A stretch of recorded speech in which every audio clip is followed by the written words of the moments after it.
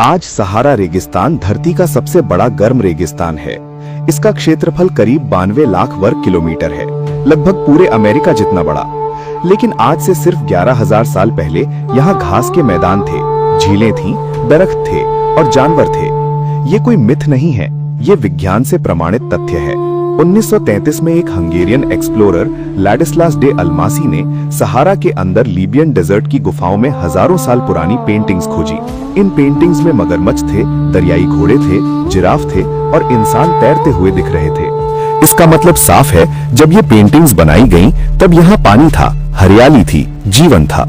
2008 में साइंटिस्ट्स ने chard lake के पुराने निशान खोजे, जिसे मेगा चार्ड कहते हैं। ये झील अपने पीक पर कैस्पियन सी जितनी बड़ी थी। आज उसी जगह रेत है। इसके अलावा सैटेलाइट्स ने सहारा की रेत के नीचे सूखी नदियों के निशान पकड़े हैं। इन्हें पैलियो चैनल्स कहते हैं। ये वो नदियां हैं जो कभी बहती थीं, आज सिर्फ उनके निशान बचे हैं। तो सवाल ये है, ये सब हुआ कैसे? इसे साइंटिस्ट्स अफ्रीकन ह्यूमिड पीरियड या ग्रीन सहारा कहते हैं।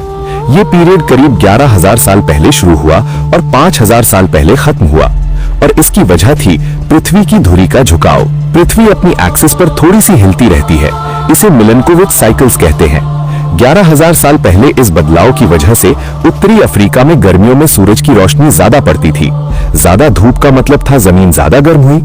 जमीन गर्म हुई तो हवा ऊपर उठी। हवा ऊपर उठी तो अफ्रीकन मॉनसून उत्तर की तरफ खिंचा और मॉनसून उत्तरी अफ्रीका तक पहुंचा, यानी सहारा में बारिश होने लगी। बारिश से घास उगी, घास से नमी बनी, नमी से और बारिश हुई। ये एक साइकिल बन गई, जिसे वेजिटेशन फीडबैक लूप कहते हैं। एक छोटे से बदलाव ने पूरे महाद्वीप का चेहरा बदल दिया। जब सहारा हरा था, तब वहां इंसान रहते थे।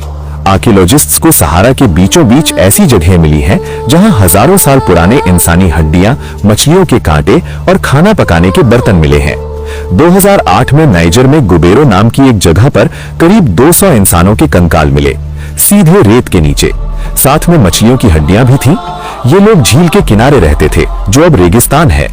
कुछ रिसर्चर्स का ये भी मानना है कि जब सहारा धीरे धीरे सूखने लगा, तब यहाँ रहने वाले लोग नाइल वैली की तरफ गए और यही वो लोग थे जिन्होंने मिलकर एक सिविलाइजेशन बनाई, जिसे हम एंशिएंट इजिप्ट कहते हैं।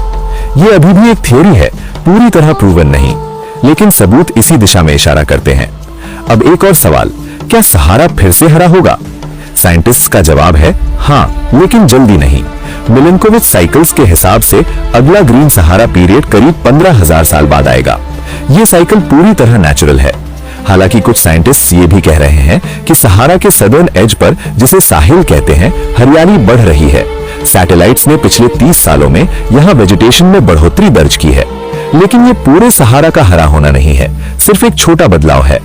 तो संक्षेप में 11,000 से 5,000 साल पहले सहारा में हरियाली थी, पानी था, इंसान रहते थे। इसकी वजह पृथ्वी के एक्सिस का बदलाव था, जिसने मॉनसून को उत्तर की तरफ खींचा।